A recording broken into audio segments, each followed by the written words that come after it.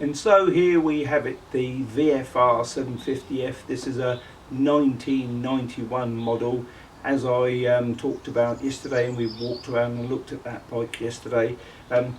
Again, this is it. Now what I am going to do today is give it a bit of a wash down perhaps, but what I need to do is actually get off the belly pan and have a look at the exhaust system, because the exhaust is blowing at the moment, and I'll let you hear that in a second and you'll see what I mean by blowing.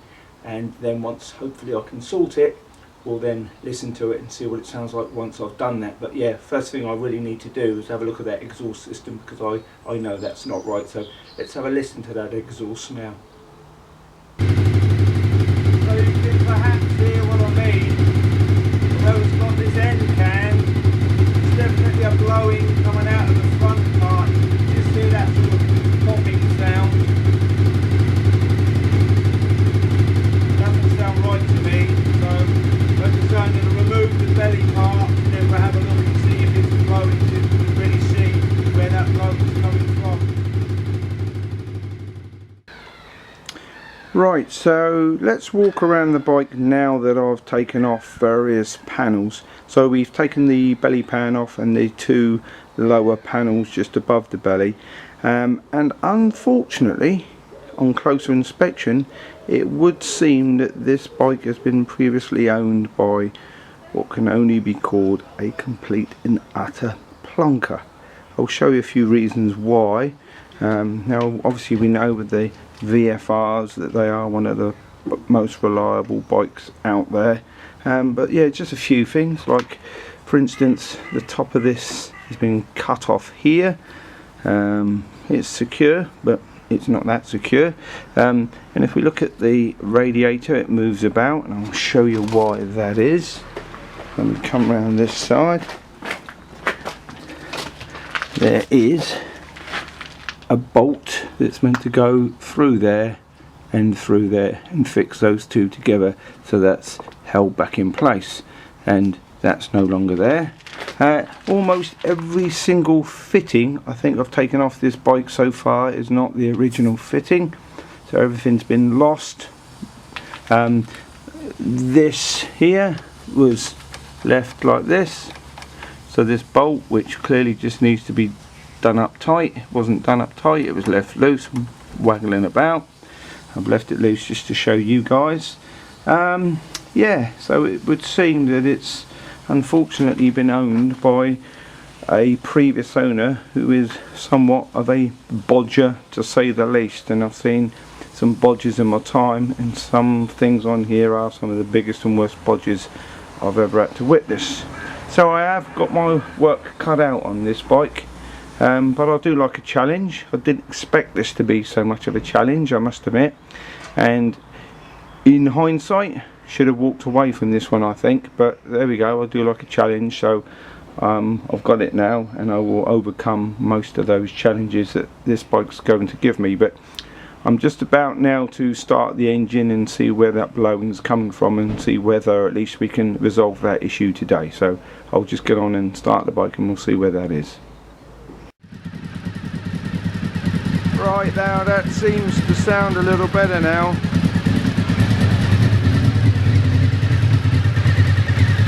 What I did notice was one of the bolts on this side was loose up here, and I think there was probably a little bit of blowing coming out of there, so I've undone this side so not to sort of bend that in and put it under too much stress.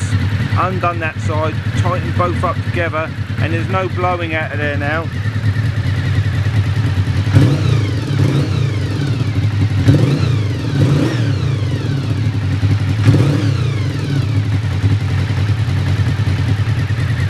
So that sort of popping sound I heard at the front is definitely gone. Don't think there's any more blowing out the sort of midsection. It definitely sounds better than it did before. So I think that's that little problem solved, and obviously it didn't take long just finding what was loose and a matter of tightening it up.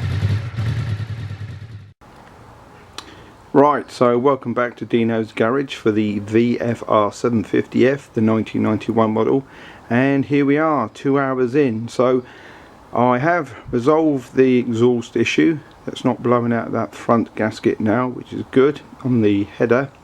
But as you can see, tank's off, all plastics are off. Now, one thing I would say about this bike, when I did take the tank off, you need to disconnect the sender to the fuel gauge, which obviously these bikes have. There should be a breather hose, which again, weirdly, with this bike there isn't one. There should be a breather, I'm sure, that comes off the bottom of the tank. This funny little thing here, by the way, is just where if you get fuel that goes in around the filler cap, it goes basically down into the inside of the tank through a tube that then runs out the bottom into this collector cup that then runs out the bottom into a little tube. That's just if excess fuel sort of gets around the filler, and then the fuel hose runs to the fuel filter, then goes to the fuel pump. So I disconnected it here because it was just easier to do that. And what I did do is set the tap in effect to the off position, but oddly, and I guess there's something not quite right with the tap, some fuel still came out which caught me by surprise. So I had to well, you can't see it now, but anyway, but what I had to do was grab the tip of a fat sort of marker pen and push it in there and lock it with the Jubilee clip like at this end, just to tighten up so no fuel escapes out of that tank. So yeah, that caught me by surprise, but that's how the bike sits now, like I say, 2 hours in, with the plastics removed. It's quite clever, I suppose, on the rear end. What they do, just so you know, in case you've sort of not taken one apart and you want to, is all of the lights basically sort of lock in, a bit like on a car headlight, they turn and lock in, so you can just basically turn them anti-clockwise and they come out, and then you can remove the side panels with obviously the indicators incorporated into that. And once you undo the screws, the rear light, let's just show you this, that's the rear light cluster, like I say, they just lock into there. That's the rear light, it just fits in place. So yeah, that's all the two side panels, rear section, belly pan and tank off. And now what I'm going to do is undo this and have a look at the air filter. Hopefully the air filter has been changed and shows signs of being changed. If it's dirty and horrible, well, that shows me that it's not been serviced for quite some time. And then you begin to wonder who and if ever it has been serviced. It has had 5 owners, this bike, so you have to assume the last guy may have just been unlucky and just didn't bother doing anything, and the guy before him was a complete and total clown. So when I refer to the clown, I'm now referring to probably the 4th owner as the clown. So yeah, the clown has removed the cables which run from here, which is your off, reserve and on fuel tap, because cables run through and it basically operates a little sort of pulley system which then changes the tap position. A bit of an odd sort of thing, I suppose, but you know, it worked. The only thing I can't quite figure out though is why you would need it when you have a fuel gauge. So if you've got a fuel gauge, you know when your bikes get low on fuel, so I'm not really sure why you would need to have that extra thing, but Honda, you know, did kind of overdo it with this bike, and that was just one of the things. But those cables from the clown had removed those cables, so you could no longer do that. Don't ask me why. The clown has done lots of things that I can't quite explain, and we're beginning to unfold them as we peel off each layer of the bike. So there we are at the moment. Like I say, that's 2 hours in. I'm about to undo that air filter and see what it's like inside there. And there we go. The good news is the clown has replaced the air filter. In doing so, at some point he did manage to lose one of the screws, which this one here, you managed to lose one of those and never put it back, which is not the end of the world, but obviously what's meant to happen is that's meant to be screwed down tight so you don't get any sort of excess sort of air being sucked in and sort of leaked in through the sides. But that is the air filter, and let's just have a look underneath. But you know, it does look clean, which is nice. Inside here it doesn't look that clean, which is a bit odd, because obviously it's meant to be as clean as a whistle in there, because the air filter takes all the dust and you're not meant to see all of that kind of dust and muck that you can see in there. So I'm going to give that a hoovering out first and just make sure that all the dust and debris that's in there is taken out. But yeah, the good news is that that air filter is a nice clean air filter, so someone has gone to the trouble of doing it. It may not have been the clown, it may have been the guy that I bought the bike from that actually changed the air filter. So that's slightly good news. And so it would seem the clown has left no stone unturned in his abilities to bodge and knacker everything up that he touches.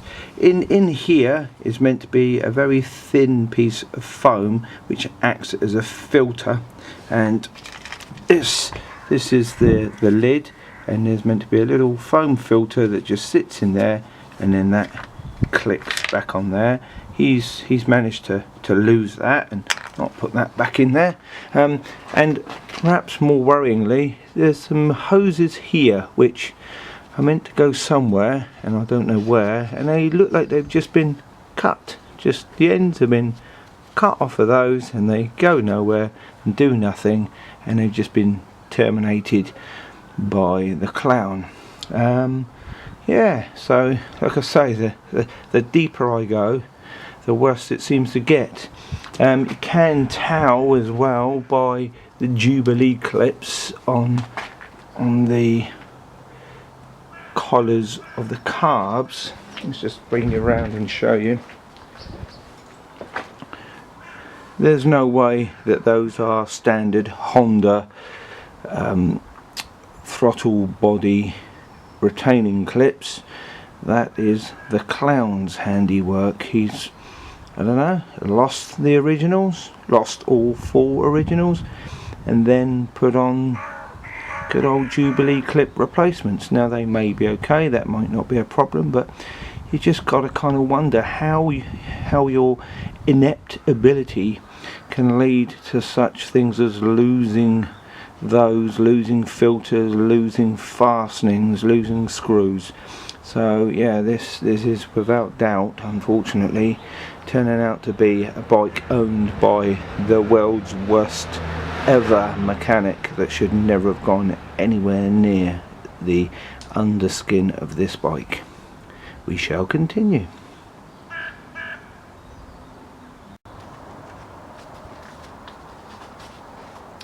Right, so as I mentioned, the clown had lost the little bit of foam filter that goes in this bit here, which is sort of part of the breather system of the intake through the filter. And what I've got is some foam. Now I tend to keep stuff like this from packaging and things because I know at some point I may well need it. Now this is the perfect kind of foam. This is the typical sort of foam that you would find in some sort of air filters and things, but as you can see, this is about twice as thick as I need it to be. So what I'm going to do is I'm going to use a razor blade, a nice sharp razor blade out of here, and I'm basically going to cut this in half, thin in half through here, and then obviously we'll see how that marries up, and it should clip in nicely, and I'll show you that in a second. So as you can see here, I've cut that thin section through with that new razor blade, and I've used a really nice sharp razor blade, marking out basically the size of that cap, if you like, that goes onto that breather part. And I'm just going to finish cutting this and as you can see, it's pretty uniform in thickness, and that should be fine. I'll show you in a second.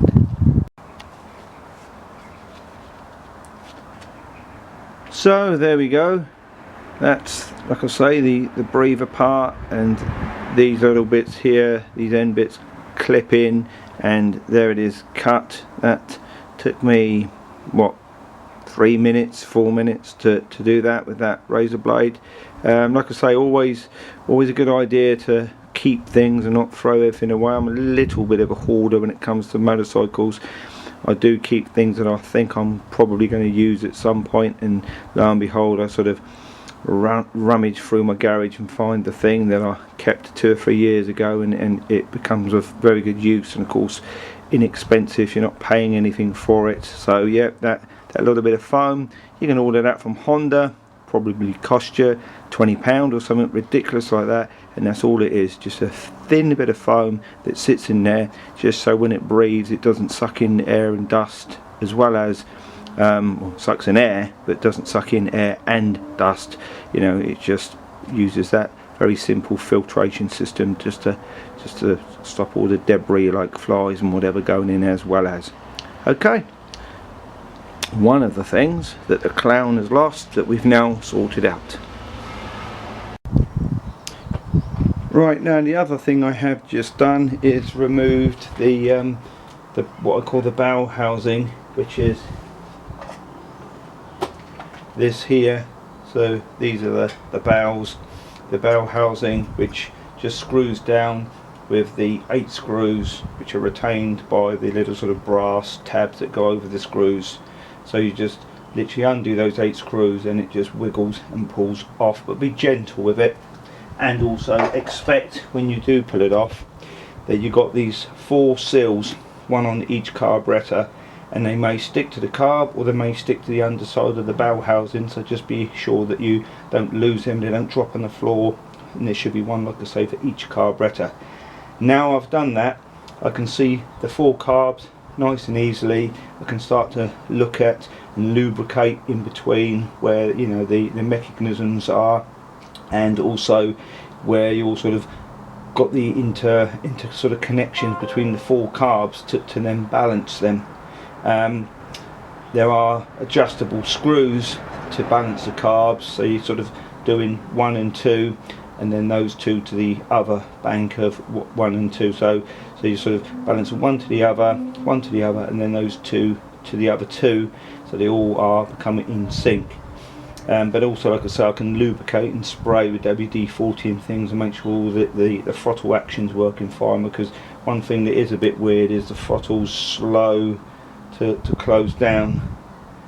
So that's either because of the cable, or the actual sort of lubrication of this area is not good enough. So I'll do everything, I'll lube these areas, then check the cable and check how that is. But there we go, that's sort of a very quick and simple way of getting to the carbs.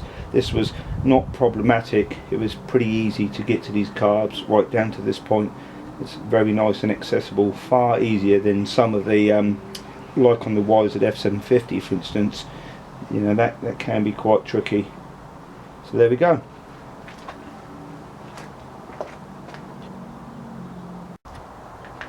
And so the other issue I had was a sticking throttle. Basically, obviously it would go on and throttle, but it wouldn't go back.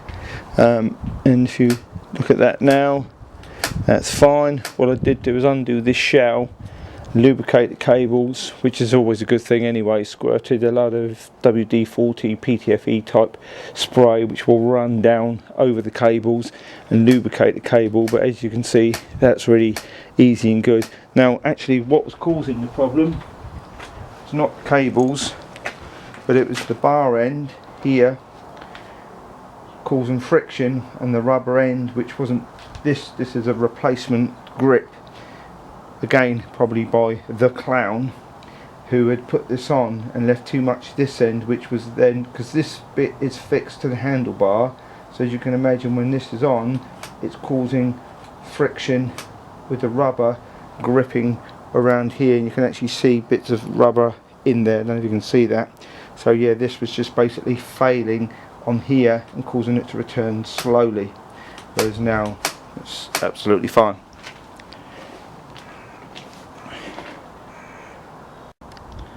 So now with that bar end back on place, you can see still absolutely fine. You can hear it returning, snapping on the throttle bodies down here.